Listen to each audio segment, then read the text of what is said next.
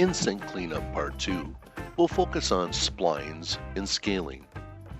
Since we covered the basics with detail in Part 1, I will edit the sync quickly and only slow down for splines and scaling using the Fast Track checklist, which you can also download from Park Industries' website. So we'll start with Step 1, File, New. Step 2 is Home tab and Input CAD.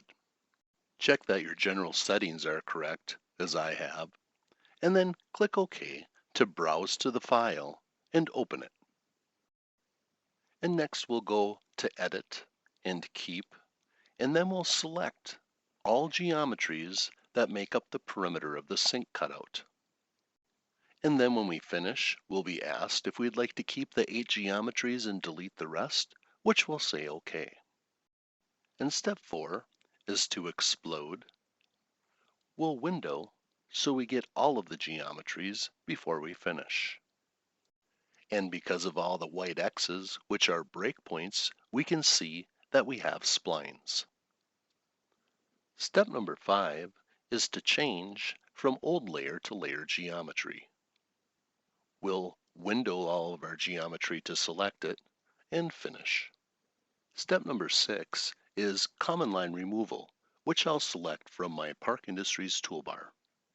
I'll window all my geometry and finish, and then say yes to join all lines and arcs. Now, because this drawing had splines, we're going to have to do step number 7. We'll choose the Geometry tab so we can find splines, and when we click on it, the only option available is to create a spline, which we'll choose. We'll set the tolerance to 0.01, and we'll also check the box to delete the original. We'll click OK and select the geometry before we finish. And our geometry will turn brown. An AlphaCam spline comes out brown in color. And if we go back to splines, as directed in the second part of step number 7, we'll see that our selections have changed because there is a brown AlphaCam spline in our drawing. So we can choose Convert Splines to Lines and Arcs. And then we'll set the tolerance to 0.01, and we'll check the box to delete the original and check the box to join resulting lines and arcs. And then we can click OK, select our spline, and finish.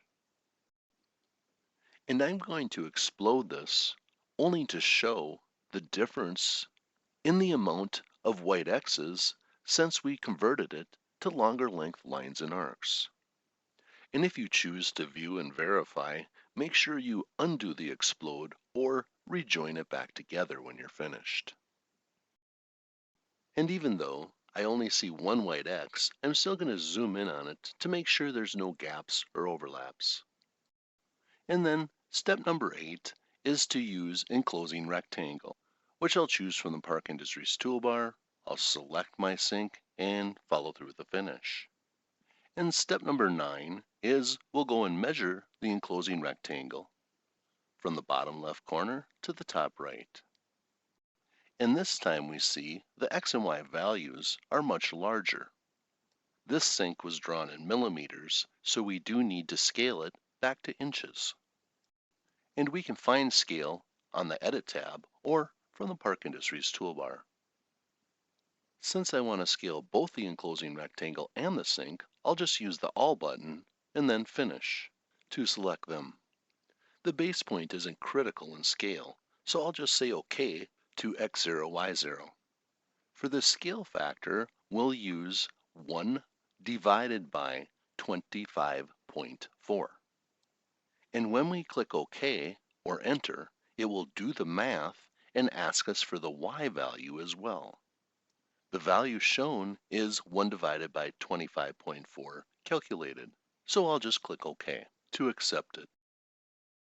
And now I'll measure it to verify that it did actually get scaled.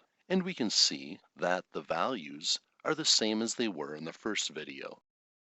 So the measurement values are in inches. Here again, I'm going to skip step 11, which is to offset for a reveal or an overhang. And we'll go to step number 12, which is to move to a common insertion point. We'll choose Move. We'll select both the enclosing rectangle and the sink, and we'll choose the base point of the middle of the bottom edge of the rectangle, and we'll set it down at X0, Y0.